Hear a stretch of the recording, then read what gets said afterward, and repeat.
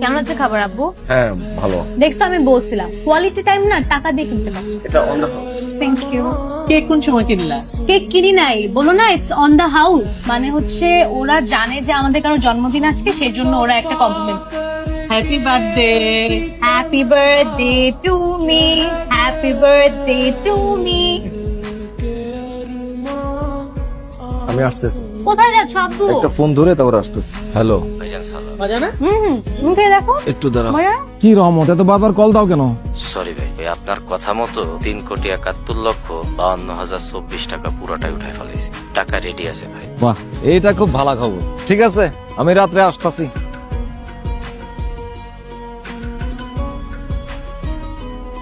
সাসা, আমি কথা দিতাছি আমি আর সিগারেট খামো না। আর আচ্ছা কুত্তা প্লেস বুঝছে বিলেই ধর। কত হয়েছে মা?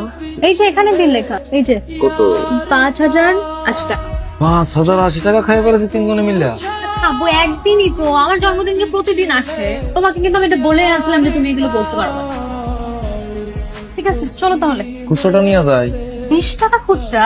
এরকম রেস্টুরেন্টে আসলে মানুষ এমনিতে 200-300 টাকা টিপ হিসেবে দিয়ে যায়, তুমি 20 টাকার জন্য বসে থাকবা? So embarrassing. চলো চলো। So embarrassing. মুডটাই খারাপ হয়ে গেল, চাইছি তাই করো। আম্মু আসো তো। কি যে করো না। আচ্ছা তুমি একটু যাও, আমি আসতেছি।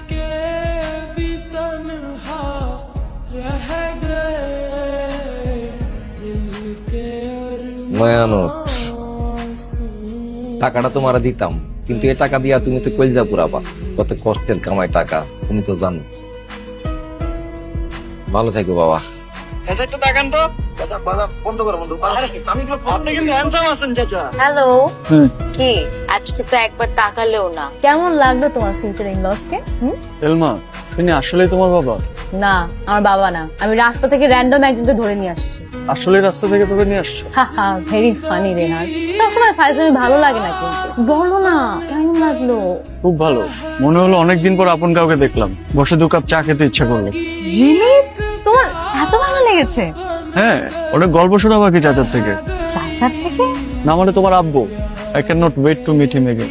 আচ্ছা শোনো, হোয়াটসঅ্যাপে তোমাকে একটা ক্লিপ পাঠাচ্ছি, দেখে ফোন দিয়ে জরুরি কথা আছে। ওকে পাঠাও।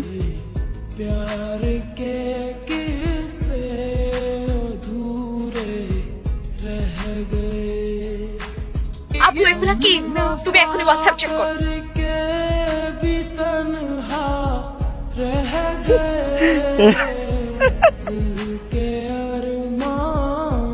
হ্যাঁ মা, এই যে মাত্র বাস থেকে নামলাম, সিএনজি পাচ্ছি না।